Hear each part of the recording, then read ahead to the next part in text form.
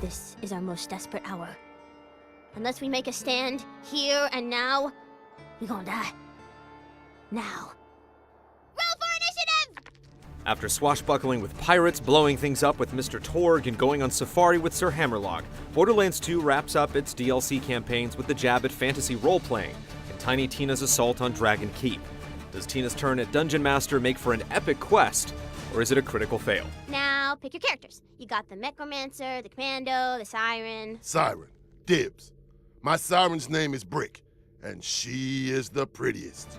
A tale within a tale, the entirety of this adventure takes place within the imagination of Tina and the gang as they play a tabletop RPG where you essentially function as a game piece. As such, you'll see the world change around you as Lilith complains that an invulnerable dragon shouldn't be the first enemy, or the group decides that the forest needs to be creepier. Mr. Torgue crashes the party, giving out objectives that don't jive with the rest of the group, and Brick would rather punch key NPCs than talk to them. The line between you and the players around the board is regularly crossed, and some chests even have literal dice rolls to determine what sort of loot you're going to acquire. Welcome! I am the great Spatula Khan, destroyer of men and the pleaser of the taste buds. The episode often feels like a string of non-stop parodies, poking fun at popular fantasy franchises including Zelda, Lord of the Rings, Skyrim, and so much more. Side quests take the most advantage of these references, as one task has you lighting bonfires and gathering souls, while another has you shaming a group of leet players spawn camping on a boss you need to defeat. Idea! If you make those other players rage quit, you can just kill the monster yourself! As you scour forests, mines, and dungeons in search of the village's lost queen, you'll face off against an entirely new roster of enemies befitting the theme, including skeletons, knights, orcs, treants, dwarves, and dragons. There's a fair amount of diversity within most of these groups, so you'll need to keep on your toes to learn all of their behaviors and resistances. You'll quickly grow to hate archers of any kind, and orc warlords can level up far beyond your range, making them near impossible to topple.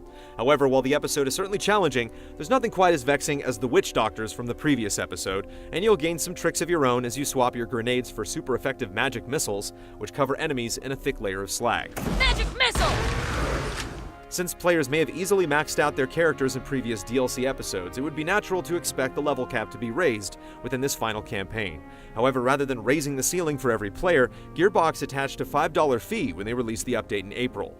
While more skills may be tempting, it's not worth it unless you plan to continue replaying Borderlands 2. The new levels require so much experience that you'll be lucky to level up even once during Tiny Tina's story. That ain't armor. Have you seen me? That little scrap wouldn't cover half a tit. Besides, it ain't like the bad guys are only gonna aim for my saucy bits. Lack of character progression aside, this is a substantial chunk of DLC, lasting 12 to 15 hours, and including some great payoffs at the end. You'll find tantalizing mysteries to explore along the way, and a few more side quests unlock after the main quest. Assault on Dragon Keep is the funniest and most expansive bit of post-launch content for Borderlands 2. Fantasy nerds, this one's for you. I shall repeat the riddle. I am everyone and no one. Everywhere. Brick, don't slam your dice onto the board. You broke Tina's figurine. Whoops. You won!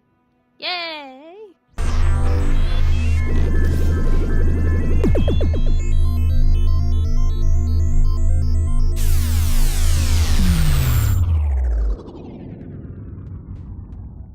See all of our shows and game reviews now on the brand new GT app on Xbox Live, and the GT Originals iOS app too.